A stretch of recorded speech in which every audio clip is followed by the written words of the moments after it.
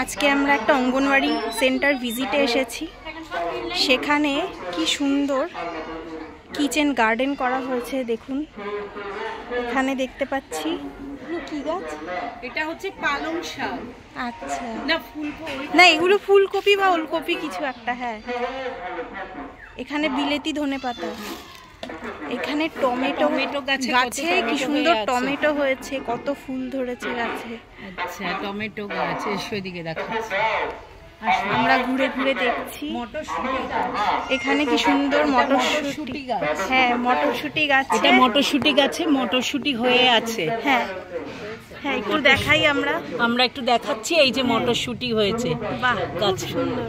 আরো ফুল এসছে, আরো ধনে পাতা, কত ধনে পাতা হয়েছে। লেবু, পুঁই শাক, কারি পাতা, পেঁপে গাছ, এটা হচ্ছে সজনে ডাঁটা, আর এটা হচ্ছে আম গাছ, এটা হচ্ছে সবেদা গাছ। মোটামুটি এই বাগানে যা সবজি ফসল হচ্ছে তাই দিয়েই ওরা বাচ্চাদের খাবার রান্না করে। এটা হচ্ছে লঙ্কা গাছ, এটা পেয়ারা, এদিকে আসুন, এটা হচ্ছে মূলো শাক, হ্যাঁ এটা হচ্ছে পালং শাক, আর ওটা হচ্ছে শিম গাছ।